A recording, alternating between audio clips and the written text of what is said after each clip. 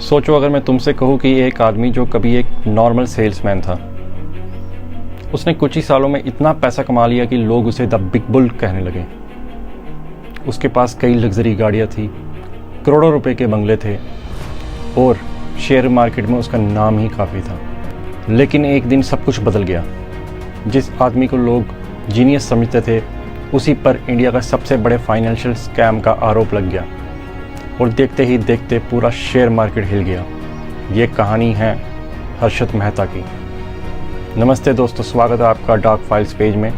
Dark files page में हम दिखाते हैं इंडिया के रियल स्कैम्स, रियल मिस्ट्रीज़ और असली इंसिडेंट्स जो सिर्फ कहानी नहीं एक सबक भी होते हैं। तो बिना किसी देरी से चलिए शुरू करते हैं आज की फाइल। हर्षद मेहता का जन्म 1954 में हुआ था। उनकी फैमिली बाद में मुंबई आ गई। शुरुआत में उन्होंने छोटी मोटी जॉब्स की, लेकिन उनकी नज़र थी शेयर मार्केट पर। उस वक्त बहुत कम लोग शेयर मार्केट को समझते थे, लेकिन हर्षद मेहता हर रोज़ मार्केट को ऑब्जर्व करते थे। धीरे धीरे उन्होंने स्टॉक ब्रोकर के तौर पर काम शुरू किया और कुछ ही सालों में वो बड़ी मार्केट का बड़ा नाम बन गए। लोग उनकी हर एडवाइस फॉलो करने लगे। अगर हर्षद मेहता किसी कंपनी के शेयर्स खरीदते तो हज़ारों लोग भी वही शेयर खरीदने लगे और इसी वजह से उस शेयर की प्राइस तेज़ी से बढ़ने लगी। मीडिया ने उन्हें नाम दिया द बिग बुल। लेकिन सबको लग रहा था ये सिर्फ उनके इंटेलिजेंस का कमाल है। असली कहानी इससे भी ज़्यादा बड़ी थी। सवाल ये था कि आखिर इतना पैसा आ कहाँ से रहा है और कैसे। एक ब्रोकर पूरे मार्केट को हिला रहा था। अब तक हर्षद मेहता शेयर मार्केट का सबसे बड़ा नाम बन चुका था। टीवी चैनल्स, न्यूज़पेपर्स और इन्वेस्टर्स सब उनकी बात कर रहे थे। लेकिन एक सवाल सबके दिमाग में था, आखिर इतना पैसा आ कहाँ से रहा है। उस वक्त बैंक्स एक दूसरे के साथ बड़े बड़े फाइनेंशियल ट्रांजैक्शंस करते थे। ये ट्रांजैक्शंस एक ख़ास सिस्टम के थ्रू होते थे। इसी सिस्टम की एक कमज़ोरी थी। हर्षद मेहता ने उसका फ़ायदा उठा लिया।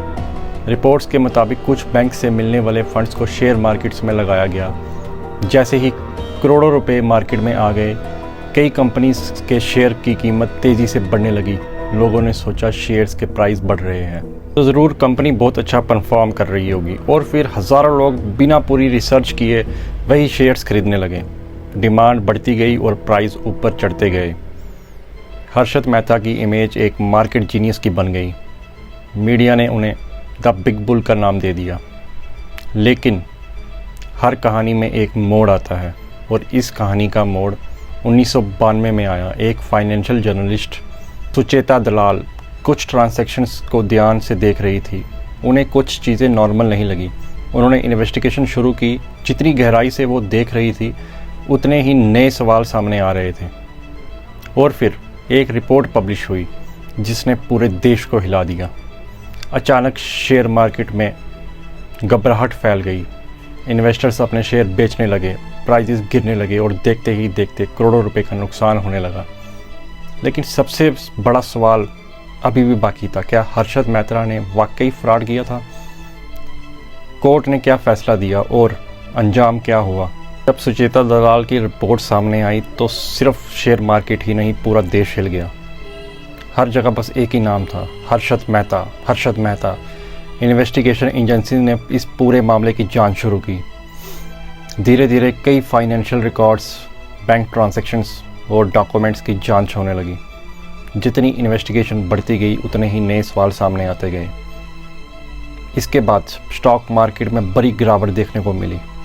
हज़ारों इन्वेस्टर्स को बड़ा नुकसान हुआ। कई लोगों ने अपनी ज़िंदगी भर की बचत खो दी। जो लोग कुछ दिन पहले हर्षद मेहता को जीनियस कह रहे थे, अब वही लोग उससे सवाल पूछ रहे थे। मीडिया की हेडलाइन बदल चुकी थी। हर टीवी चैनल्स, हर न्यूज़पेपर बस इसी केस की बात कर रहा था। इन्वेस्टिगेशन के बाद हर्षद मेहता के खिलाफ कई क्रिमिनल और सिविल केसेस दर्ज हुए। ये केस सालों तक चलते रहे। कुछ मामलों में उन्हें दोषी ठहराया गया, जबकि अन्य मामले कानूनी प्रक्रिया में ही रहे। लेकिन कहानी यही ख़त्म नहीं हुई। 31 दिसंबर 2001 हर्षद मेहता की जेल में तबीयत खराब हुई उन्हें हॉस्पिटल ले जाया गया, लेकिन डॉक्टर्स उनकी जान नहीं बचा सके। उनकी मौत के साथ एक ऐसी कहानी ख़त्म हुई जिसने इंडिया के फाइनेंशियल सिस्टम को हमेशा के लिए बदल दिया।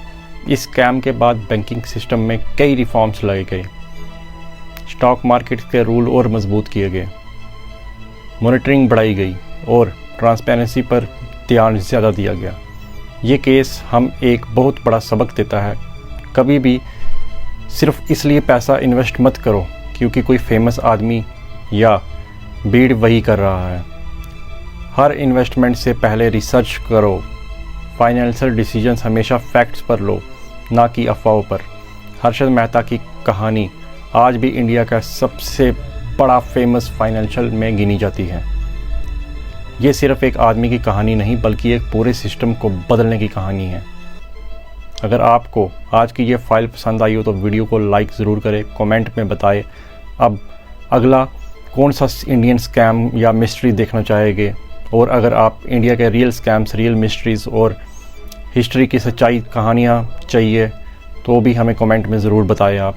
तब तक याद रखिए, हर कहानी का एक सच होता है और सच को समझना ही सबसे बड़ी ताकत है।